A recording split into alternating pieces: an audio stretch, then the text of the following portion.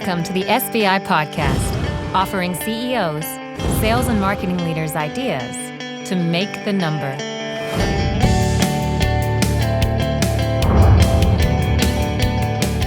Welcome to the SBI Podcast, a weekly broadcast dedicated to helping you make your number by getting your peers to share with you how they are making theirs. Today we're going to demonstrate how to cover the market completely with direct and indirect sales channels. So why this topic on this day?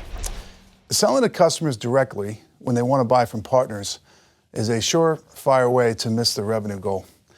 Selling to customers through partners when they want a direct relationship with your company can be equally devastating.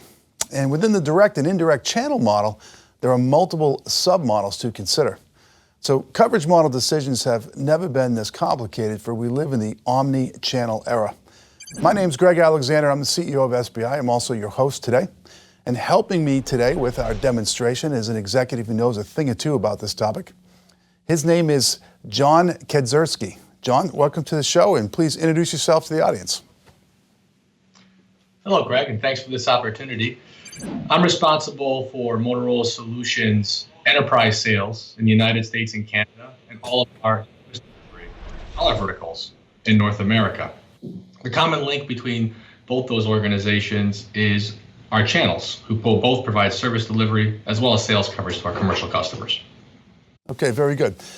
And Motorola, one of America's great companies, it's been around for a long time. For our audience members, could you explain a little bit about what Motorola does today? We're focused on government and commercial business-to-business communications solutions.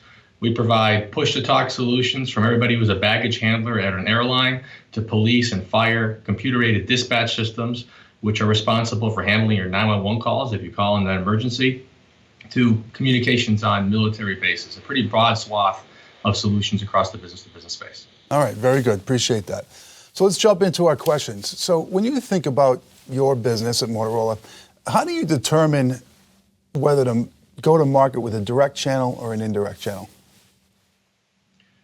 That is the key question in designing channels and routes to market. I can think of nothing more important when you're sitting down on the whiteboard and how you're going to sell a certain product to a certain customer.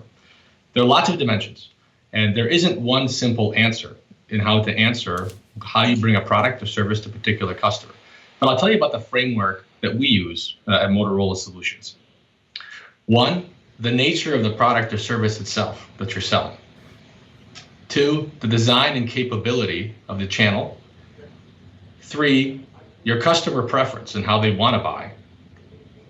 And four, the geographic location or country that the customer is actually in. Now, those are four dimensions that could be complicated enough. I will underlie all of those by your cost to serve and what you can actually afford to do to bring that product to a certain customer.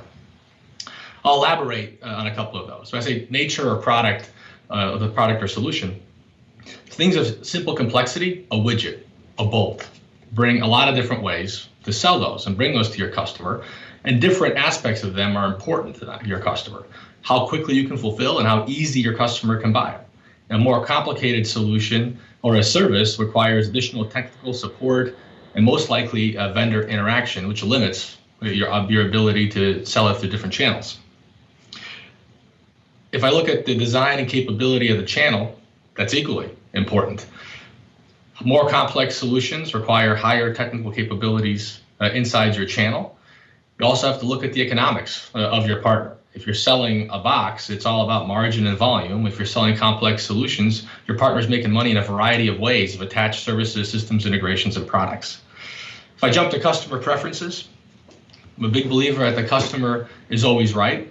However, you can't always do what the customer wants. Various ways to deliver have various different costs, and you can't afford to serve every single customer in the same way, and not always the exact way that you want them to, that they want to be served.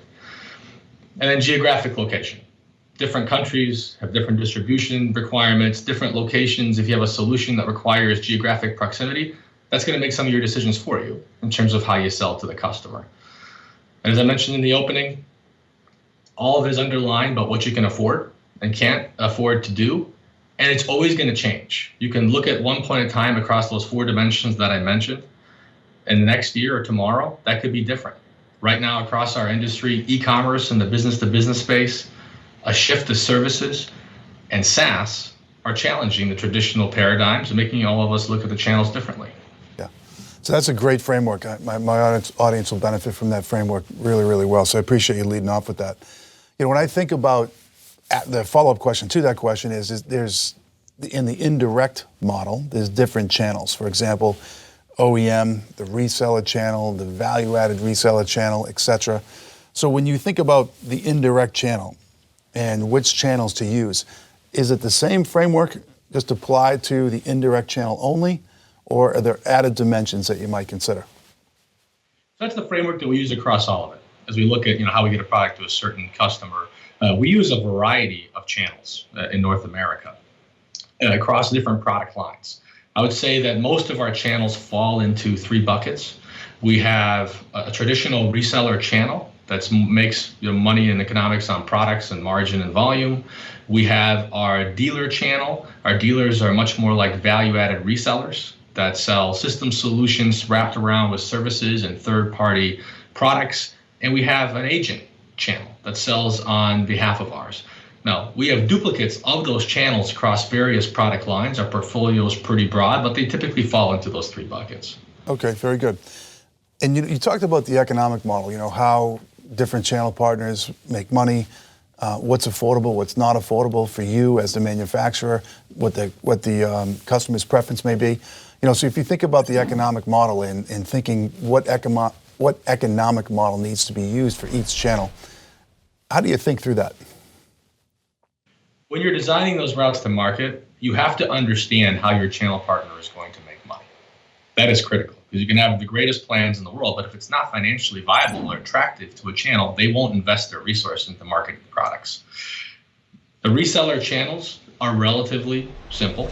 It's about product margin and volume in those cases.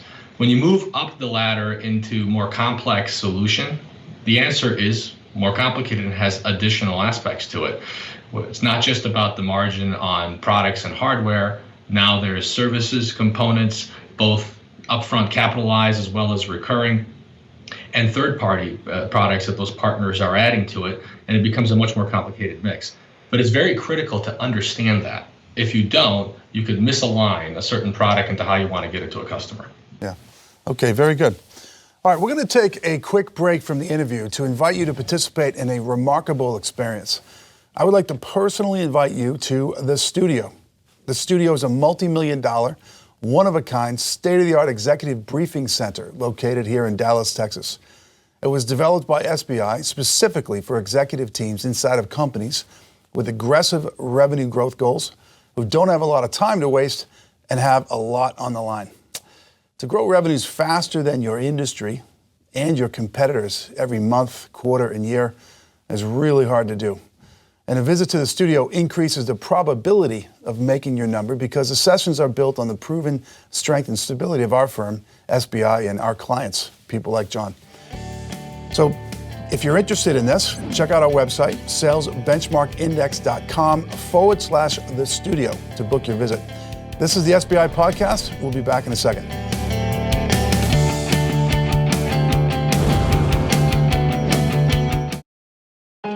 Meet Bruce. He's CMO for a pharma company in the Midwest. Every Saturday morning, he heads to his favorite coffee shop to watch SBI TV. Dedicated to helping you make your number. It's how he keeps on top of trends and learns about emerging best practices direct from top marketing leaders. You don't want to be marching up the hill and look behind and no one is following. For Bruce, it provides the jolt of inspiration he needs to stay on top of his game. That, along with his venti triple shot half-sweet non-fat soy hazelnut macchiato extra whip. How do you SBI? Take it to the next level with an SBI workshop. Learn more at howdoyousbi.com.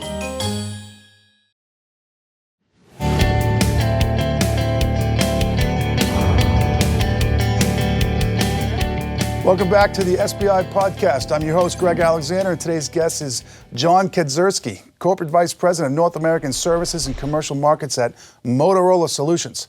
Today we are demonstrating how to cover the market completely with direct and indirect sales channels. And let's jump back into the questions here. So John, let's talk a little bit about channel conflict. So does conflict exist among channel partners and direct sales? And if so, where is it the most intense these days? In my opinion, in a properly designed channel, there will always be some channel conflict across your various routes to market, not just direct and indirect, but across the multiple indirect channels if you have those. You want some channel conflict, otherwise you risk having white spots in your markets or making your products too hard to buy by end customers. However, it's critical to manage that so that you make your product financially attractive to sell. Too much coverage and you'll go to the wrong end of that pendulum. So it's a constant balance. We have to work at managing it. When it does flare up, in our case, we think we do manage it pretty well. It's typically when we have customers that bridge across different product lines and you have overlapping channels that they might be interacting with. But we try our best to keep that a minimum while making sure that our products are relatively easy to buy by our customers.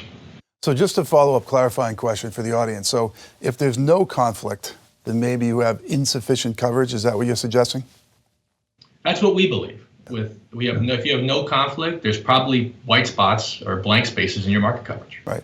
But if you have just way too much conflict, then that's another indicator that maybe the channel wasn't designed correctly. Absolutely. If you have too much conflict, then you got to look at the economics of your channel partners, and they're probably not able to make sufficient financial returns in selling your products and services. Yeah, okay. So how do you prevent conflict between channel partners, or I guess in your case, you have to manage it. So how do you manage it when it comes up?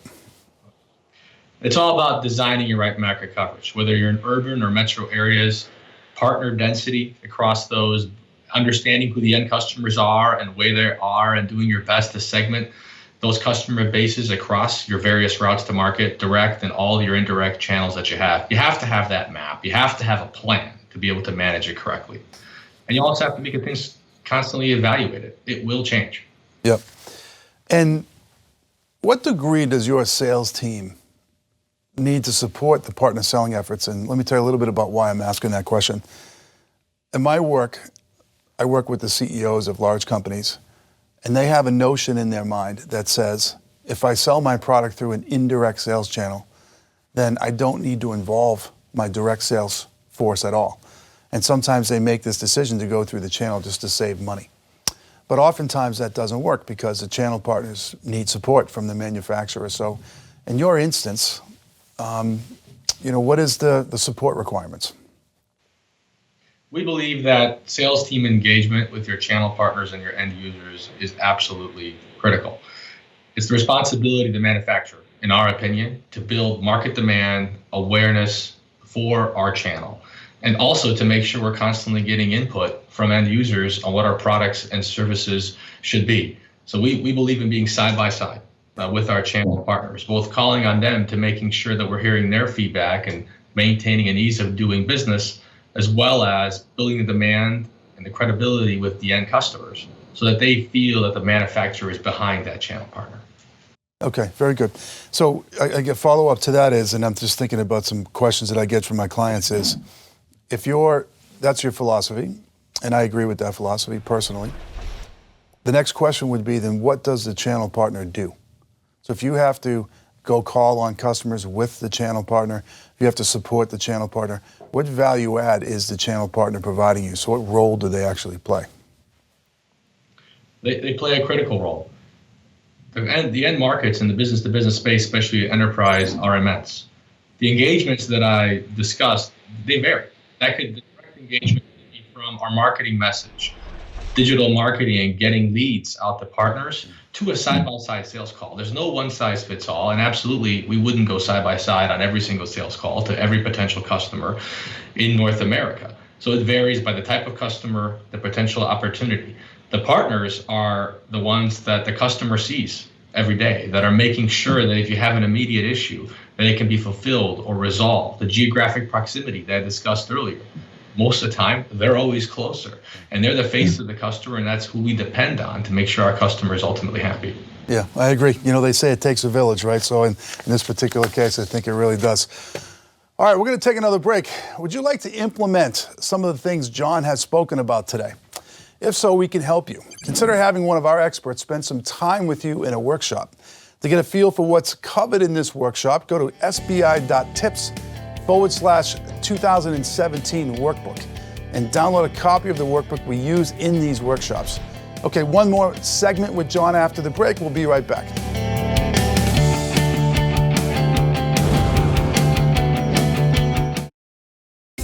Meet Jerry. He's the CEO for a startup in Silicon Valley. He just signed up with SBI On Demand, a membership for growing businesses that includes an SBI workshop, access to subject matter experts, and a library of exclusive video tutorials. With SBI On Demand, he can access the very best of SBI from anywhere, even when he's on vacation. Just don't tell his wife. How do you SBI? Take it to the next level with SBI On Demand. Learn more at sbiondemand.com.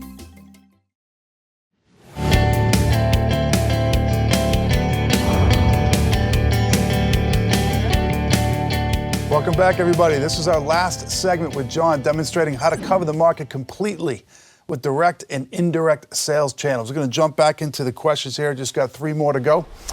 So, John, how do you select, recruit, and onboard the right channel partners? At Motorola Solutions, we enjoy a stable and long-term history with much of our channel. And that's an extreme benefit, and we don't take that lightly. We cherish that relationship that we have. Now, changes always occur in the margins. And you'll always have some partners leaving and requiring some new market coverage, whether it's a vertical or a geography in this particular area.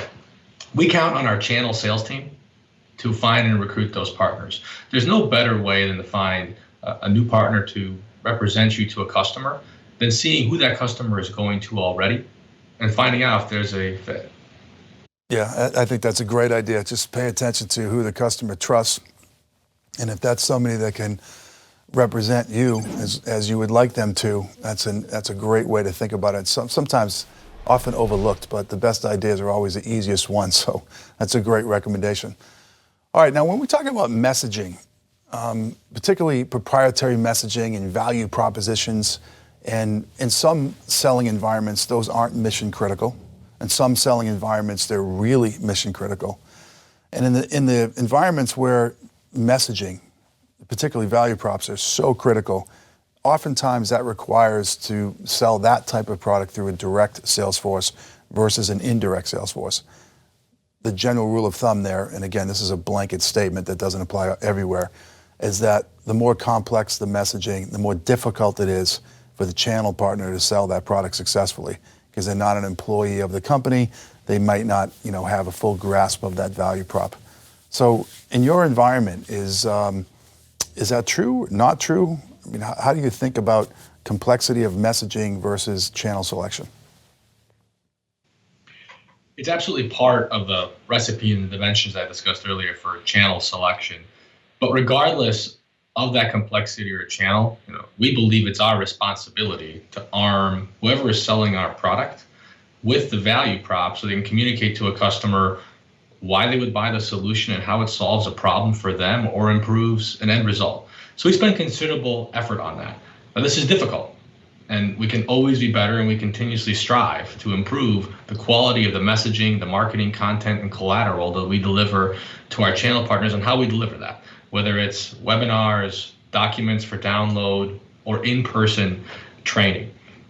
So we focus a tremendous amount of effort on that. We want everybody representing our product. And in the enterprise space, the vast majority of our sales go through channels, different channels depending on the complexity of the product. It's an ongoing effort to arm them. But that's a reason that a channel partner would invest their sales and marketing resources in representing our product and our brand versus another one. So it's an additional competitive differentiator. Because in a competitive environment through a channel, you're both trying to sell to the end customer, making sure they want your product, but you're also vying for that mind share with the channel partner, so they're investing their resources in your brand. Yeah, okay.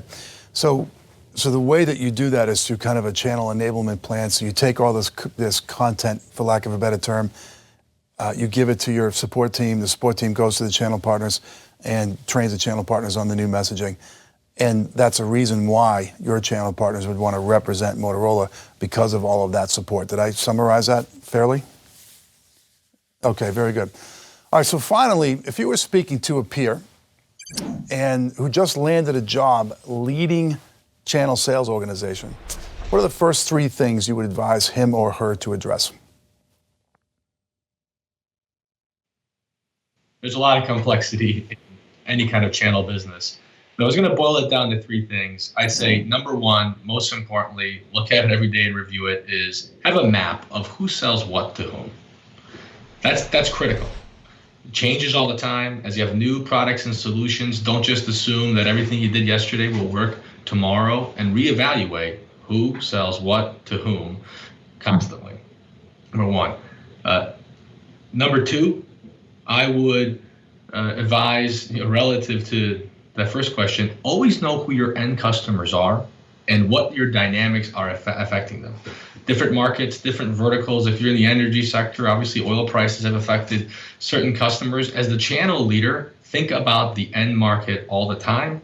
You can fall into a trap of always thinking about the route to market and losing the big picture of who is actually using the product or the service at the end of the day. So that'd be my second point. And finally, be transparent with your channels. Change is constant. You have to however, you got to make sure that the plane keeps flying while you're changing the engines all the time. And if you're trying to stay number 1 and make the number, you have to constantly change. But there's a risk there if you're not transparent with your channel. It's bifold. 1, you could lose the mind share. They could lose trust with you of what it is that you're trying to do for both of you to win together.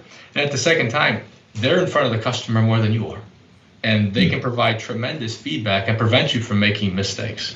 Let's say, know who sells what to whom, never lose sight of who your end user is, and be transparent with your channels of where the boat's going. Fantastic advice, really.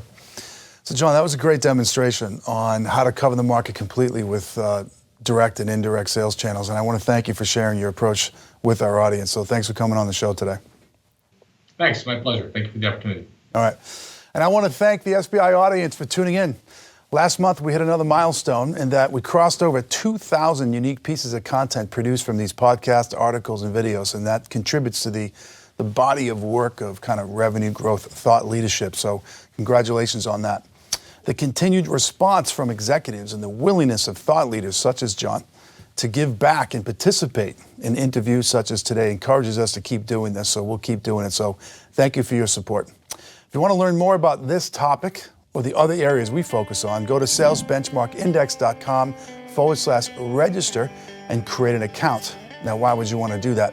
This allows you to personalize your experience with our content. For instance, you can choose the topics you're interested in and how often you want to learn about them. Okay, that's it for today. As always, until next time, I wish you good luck as you try and make your number. This has been the SBI Podcast. For more information on SBI services, case studies, the SBI team and how we work, or to subscribe to our other offerings, please visit us at salesbenchmarkindex.com.